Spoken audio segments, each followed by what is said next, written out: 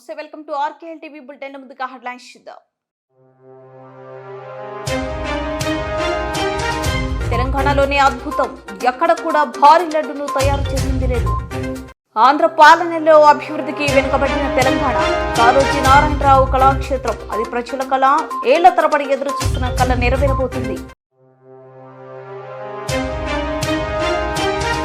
కల్కి cinema effect, అశ్వత్థామగా వినాయకుడు. ఒక్క సీసీ కెమెరా 100 మంది పోలీసులతో సమానమని కామారెడ్డి జిల్లా ఎస్పీ శిల్పి శర్మ వెల్లడి.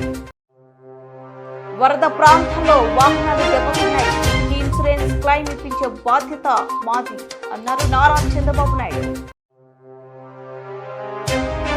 విజయవాడ నగరం 54, 55 డివిజన్లో బీసీ సంక్షేమ శాఖ మంత్రి సవిత పర్యటించారు.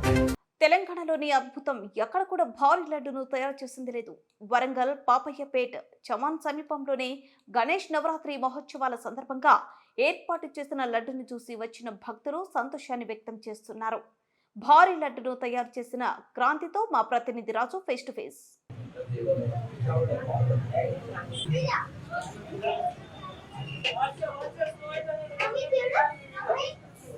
నవరాత్రి ఉత్సవాల్లో వినాయకుడిని ఒక్కొక్క రకంగా ప్రతిమలు తయారు చేసి విగ్రహాలను అలంకరిస్తారు భక్తులు. కానీ ఇక్కడ ప్రత్యేకంగా చూడాలనుకుంటే 2100 కిలోలకు సంబంధించిన లడ్డూలు తయారు చేసి ప్రత్యేక ఆకర్షణగా నిలిచారు. అంతేకాదు డోకాయిల్ అధినేత క్రాంతి భారీ లడ్డూలు తయారు చేపించారు, ప్రత్యేకంగా నిలిచాడు ఇక్కడ. ఇది మనం ప్రస్తుతం వరంగల్లోని ఇప్పుడు మనం ఆ లడ్డూలు తయారు చేసినట్టు దగ్గరికి వెళ్తున్నాం. ఆయనతో మాట్లాడుతున్నాం.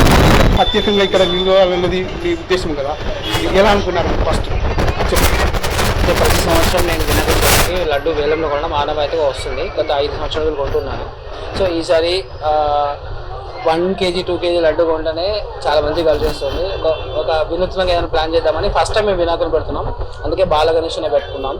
సో పెట్టుకున్నాక ఏదైనా గణేషుడికి ఏదైనా చేద్దాము అనే ఒక ఆలోచనలో లడ్డు చేద్దాం అనుకున్నాము. అది ఫస్ట్ 1000 కేజీస్ అనుకున్నాం, తర్వాత 1500 అనుకున్నాము. బట్ లాస్ట్ అది 2100 కేజీలుగా దిద్దుకుంది. ఇందులో స్వచ్ఛమైన నెయ్యి అండ్ పప్పు దినుసులు అన్నీ కూడా చాలా మంచి క్వాలిటీ వాడామండి. దాని తర్వాత ఇది తయారు చేయడానికి 3 రోజులు పట్టింది. 18 మంది 3 రోజులు చాలా కష్టపడితే ఈ లడ్డు తయారైంది. ఇది చేసినప్పుడు చాలా మంచి అనుభవాలు ఎదురయ్యాయి. కింద బండలు పగిలిపోయాయి, దాని టైర్లు పగిలిపోయాయి. సో చాలా కష్టమైంది. 21 మంది దీన్ని లిఫ్ట్ చేసి ఈ పొజిషన్లో తీసుకొచ్చినారు. 2100 కిలోల లడ్డు చేయడం మాకు చాలా ఆనందంగా ఉంది. అండ్ ఇలాంటి లడ్డును మేము ఎక్కడ వేలం కూడా వేయము. మా యాప్ ఒకటి ఉంది, అది డౌన్లోడ్ చేసేసుకొని ఆర్డర్ పెట్టుకుంటే ఫ్రీగా అందరికీ ఇంటికే డెలివరీ చేస్తామండి. ఈ లడ్డుని 42,000 మందికి ఉచితంగా ఇవ్వాలని డిసైడ్ అయ్యాం.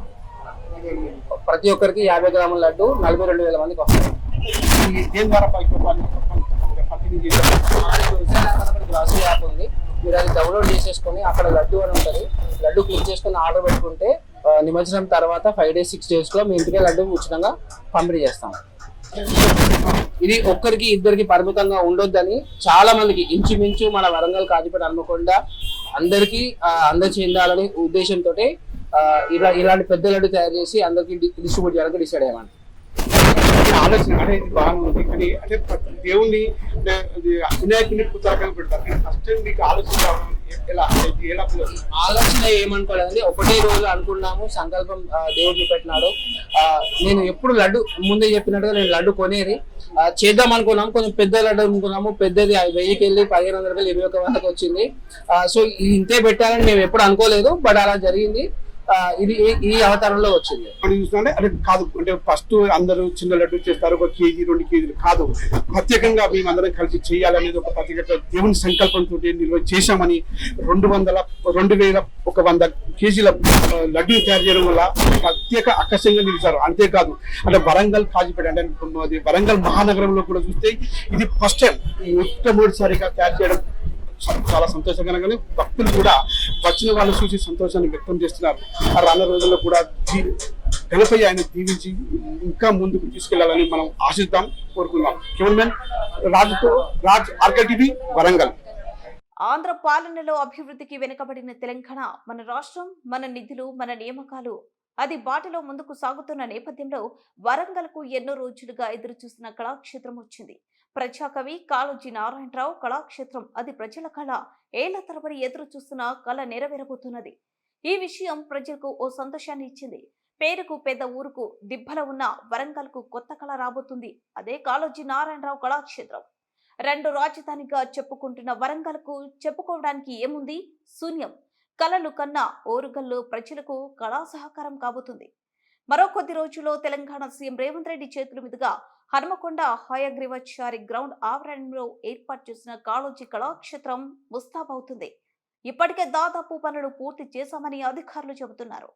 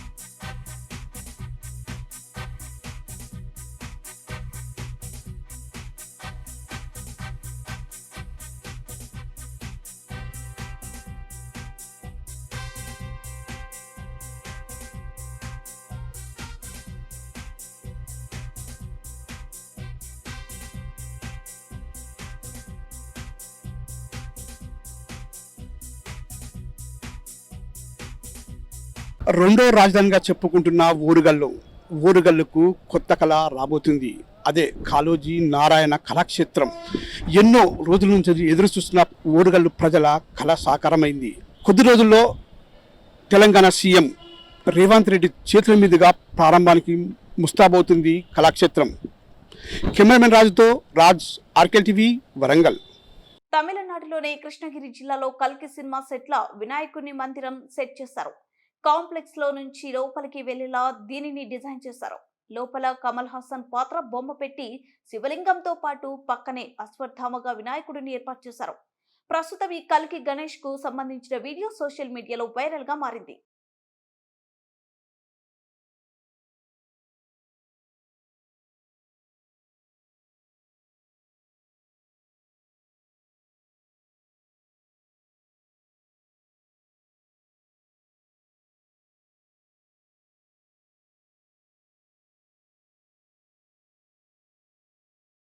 ఒక్క సీసీ కెమెరా 100 మంది పోలీసులతో సమానమని కామారెడ్డి జిల్లా ఎస్పీ సింధు శర్మ అన్నారు. ప్రతి ఒక్కరూ సీసీ కెమెరాలు ఏర్పాటు చేసుకోవాలని సూచించారు. అలాగే పోలీస్ శాఖ ఆధ్వర్యంలో కామారెడ్డి కేంద్రంలో సీసీ కెమెరాలు ఏర్పాటు సహకరించిన ప్రతి ఒక్కరికి కృతజ్ఞతలు తెలిపారు. కామారెడ్డి జిల్లా కేంద్రంలోని పట్టణ పోలీస్ స్టేషన్లో ఏర్పాటు చేసిన 100 సీసీ కెమెరాలకు సంబంధించిన కమాండ్ అండ్ కంట్రోల్ రూమ్ ను కామారెడ్డి జిల్లా ఎస్పీ సింధు శర్మ ప్రారంభించారు. ఈ సందర్భంగా సీసీ కెమెరాలకు ఏర్పాటుకు సహకరించిన పట్టణానికి చెందిన పలువురిని ఎస్పీ సింధు శర్మ సన్మానించారు. అనంతరం ఎస్పీ సింధు శర్మ మాట్లాడుతూ సీసీ కెమెరాలు ఏర్పాటుతో నేరాలను నియంత్రించవచ్చని పేర్కొన్నారు. ఈ కార్యక్రమంలో పోలీసు సిబ్బంది తదితరులు పాల్గొన్నారు.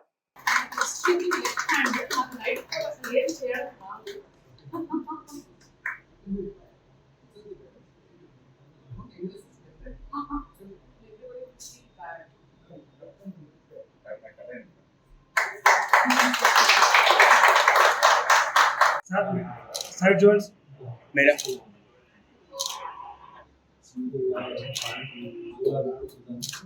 Side run, sir. No, Raman encourage.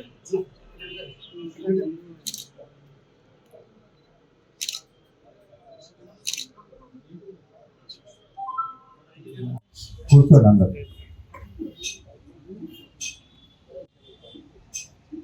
ఈరోజు కామారెడ్డి పట్టణ పోలీస్ స్టేషన్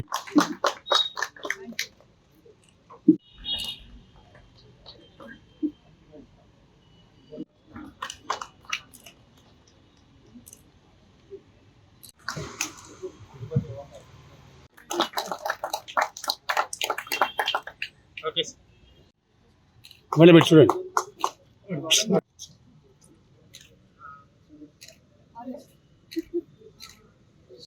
చేసిన వాణిజ్య వర్తక సంఘం సమితులకి, పోలీస్ అధికారులకి, పత్రికా మిత్రులకి అందరికీ నమస్కారం.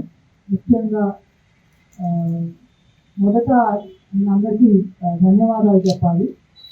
Everybody was contributed. వాణిజ్య వర్తక సంఘం సభ్యులు, కాలనీస్లో ఉండేవాళ్ళు, shopkeepers, medical fraternity, doctors అందరూ కూడా మంచి కమ్యూనిటీ స్పిరిట్తో 100 CCTV కెమెరాస్ మనము ఏర్పరచుకోవడానికి they have made it possible because of the sense of community.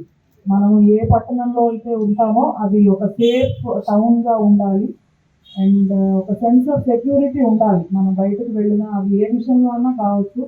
మనం చూస్తుంటాము చిన్న చిన్న నేరాలు, అంటే పిక్ పాకెటింగ్. మనం వీక్లీ మార్కెట్కి అట్లాంటి ఏరియాస్కి పోతే లేడీస్ వెళ్ళిన షాపింగ్ చిన్న చిన్న వాటికి వెళ్ళినా పిక్ పాకెటింగ్ ఇన్సిడెంట్స్ అవుతుంటాయి. ఈ మధ్య కొత్తగా మొబైల్ థెఫ్ట్స్ చూస్తున్నాం చాలా ఈజీగా. అండ్ మన ప్రాంతం నుంచి వచ్చి అఫెండర్స్ తక్కువ మంది ఉంటారు. వేరే వేరే జిల్లాల నుంచి, రాష్ట్రాల నుంచి ఈ దొంగతనాలు చేసే గ్యాంగ్స్ ఉంటాయి. హౌస్ బ్రేకింగ్ అంటే డే నైట్ ఇట్లాగా చేసే వాళ్ళు ఉంటారు. స్నాచింగ్స్ అవుతా ఉన్నాయి. ఇప్పుడు మనకందరికీ తెలుసు రోడ్ నెట్వర్క్ చాలా బాగుంది. మన రాష్ట్రంలోనే కాదు దేశం అంతా బాగుంది. సో చాలా ఎక్కువ మూమెంట్ చూస్తున్నాం. ఒక 10-20 సంవత్సరాల క్రితం ఇంత తిరిగేవాళ్ళు కాదు జనాలు ఒక ప్రాంతం నుంచి ఒక ప్రాంతానికి. ఇప్పుడు రోడ్స్ బాగుండడం వల్ల, కమ్యూనికేషన్ అంతా బెటర్ అవ్వడం వల్ల ఎక్కువ మూమెంట్. మనకి ఇక్కడ ఏదన్నా ఒక దొంగ దొరికినాడంటే అతను ఖచ్చితంగా మన ఊరి వాడు అయి ఉండడు, వేరే జిల్లా వేరే రాష్ట్రం వాళ్ళే అయి ఉంటారు. సో మనం చూసి గుర్తుపట్టే పరిస్థితి ఉండదు. ఇతను పక్కింటి వాడు, పక్క ఊరు వాడు, నేను అప్పుడు చూసాను అని చెప్పే పరిస్థితి అసలు 1 out of 100 కేసెస్లో కూడా ఉండట్లేదు, ప్రాపర్టీ ఆఫెన్సెస్లో పర్టికులర్లీ. ఇదే కాకుండా పిల్లలకి సంబంధించి కొన్ని నేరాలు జరుగుతుంటాయి. మిస్సింగ్ కేసెస్ చాలా చిన్న పిల్లలవి. ఆర్ కొన్ని ప్రాంతాల గురించి స్పెసిఫిక్ కంప్లైంట్ వచ్చిందంటే అక్కడ వెళ్ళే వాళ్ళకి పర్టికులర్గా మహిళలకి ఇబ్బందికరంగా ఉండే సాలిసిటింగ్ యాక్టివిటీస్ కానివ్వండి, కొంతమంది డార్క్ ఏరియాస్లో అలాగా తిరగడము, ఫ్యామిలీస్తో ఇబ్బంది పడుతున్నారు అనే కంప్లైంట్స్ కూడా వస్తున్నాయి. ఈ టీజింగ్ కేసెస్ ఉంటాయి కాలేజెస్, స్కూల్స్ అలాంటి ప్లేసెస్లో. సో వీటన్నిటికీ మనకి CCTV కెమెరాస్ అనేవి ఒక ఎక్సలెంట్ సొల్యూషన్ ఉంది. వర్షాకాలం ఉంది, వారి దగ్గరే ఉంది అని చెప్పి వాటి గురించి మనం కంటిన్యూస్గా అవేర్నెస్ మెటీరియల్ కూడా పబ్లిక్కి స్ప్రెడ్ చేయడానికి ఈ సిస్టమ్ అనేది చాలా ఉపయోగపడుతుంది. And maintenance. సో నేను ప్రతిసారి చెప్తుంటాను, మనం ఏదైనా ఒక మొబైల్ ఫోన్ కొనుక్కుంటే దానికి ఒక లైఫ్ పీరియడ్ అన్నది ఉంటుంది. సో మీరు పాత ఫోన్ నుంచి కొత్త ఫోన్ ఎన్ని సంవత్సరాలకు ఒకసారి మార్చుకుంటున్నారో ఆలోచించండి. సో అదేవిధంగా కెమెరా అన్నది ఒకసారి పెడితే అది ఒక 20-30 సంవత్సరాలు ఉంటుందని మనం అనుకోవడానికి వీల్లేదు. మనం ఎంత ఫ్రీక్వెన్సీతో మన ఫోన్లు మారుస్తామో కెమెరాలు కూడా, మన ఫోన్ జాగ్రత్తగా ఒక కవర్ వేసి ఛార్జ్ పెట్టి పాకెట్లో పెట్టుకుని ఉంటాము. కెమెరా అన్నది రోడ్డు మీద ఉంటాయి, కోతులు, wires, lot of disruptions. So maintenance అన్నది ఐటీ కోర్టుల నుంచి, స్టేషన్ నుంచి ఖచ్చితంగా బాగుండేటట్టు చూసుకుందాం మనం. బట్ ఏదైనా ఇష్యూస్ వస్తే కూడా మనం మళ్ళీ అటెండ్ అవ్వాల్సింది ఉంటుంది. So on behalf of police department I thank. వరద ప్రాంతాల్లో వాహనాలు దెబ్బతిన్నాయి. వీటికి ఇన్సూరెన్స్ క్లెయిమ్ ఇప్పించే బాధ్యత, వాటిని రిపేర్ చేయించే బాధ్యత తీసుకుంటాం. ఇన్సూరెన్స్ లేని వారికి ఏం చేయాలని దానిపై వర్కౌట్ చేస్తున్నాం. అలాగే ప్రతి ఇంట్లో ఎలక్ట్రానిక్ పరికరాలు దెబ్బతిన్నాయి, వాటిని రిపేర్ చేయిస్తాం. వీటిని తక్కువ ఖర్చుతో రిపేర్ చేయించాలా లేదంటే ప్రభుత్వమే మొత్తం భరించాలా అనేది కూడా ఆలోచిస్తున్నాం. ఎలక్ట్రీషియన్, ప్లంబర్, కార్పెంటర్, మెకానిక్లు ఇలా వీరందరినీ అందుబాటులో ఉంచాం. రేపటిలోగా వీటిపైన ఒక క్లారిటీ వస్తుంది. అలాగే చిన్న చిన్న వ్యాపారాలు చేసుకునే వారు, షాపులు వాళ్ళు కూడా నష్టపోయారు. వారిని కూడా ప్రభుత్వం ఆదుకుంటుందన్నారు నారా చంద్రబాబు నాయుడు. ఇన్సూరెన్స్ కానాటి కూడా చెడిపోవడం, ఇప్పుడు ఇవన్నీ రిపేర్ చేయించడం ఒక పెద్ద ఎక్సర్సైజ్. ఇది కాకుండా మొత్తం చాలా మందికి ఎలక్ట్రానిక్ ఐటమ్స్ ఉన్నాయి ఇండ్లలో. ఎలక్ట్రానిక్ ఐటమ్స్, ఒక టెలివిజన్, ఒక రెఫ్రిజిరేటర్, ఒక washing machine, air conditioner, laptop, desktop, microwave oven, mixie, grinder, cooker, gas stove, water purifier, చిన్ని, ఇలాంటి చాలా ఉన్నాయి. ఇవన్నీ కూడా రిపేర్లు చేయించాలి. ఏజెన్సీస్ ఏవైతే ఉన్నాయో ఇవన్నీ ఎలక్ట్రానిక్స్ అన్ని ఆ కన్సర్న్ మ్యానుఫ్యాక్చరర్ చేయగలుగుతాడు. వాళ్ళ ప్రిస్క్రైబ్డ్ మెయింటెనెన్స్ ఇంజనీర్లే ఉంటారు, ఆ వర్కర్స్ ఉంటారు. వాళ్ళందరితో మాట్లాడుతున్నాం. ఇంకొక పక్కన పెద్ద ఎత్తున ఈరోజు చాలా కార్యక్రమాలు. ఈరోజు మీరు చూస్తే ఒక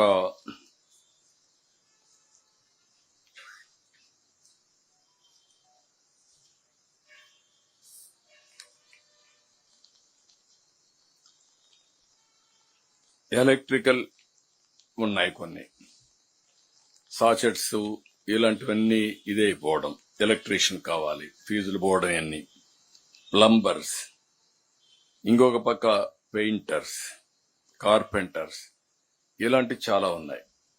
వాళ్ళందరికీ అర్బన్ కంపెనీని పెట్టాం, అర్బన్ కంపెనీలో యాడ్ చేశాం. మేము వీళ్ళందరినీ అవైలబిలిటీలో పెట్టాం.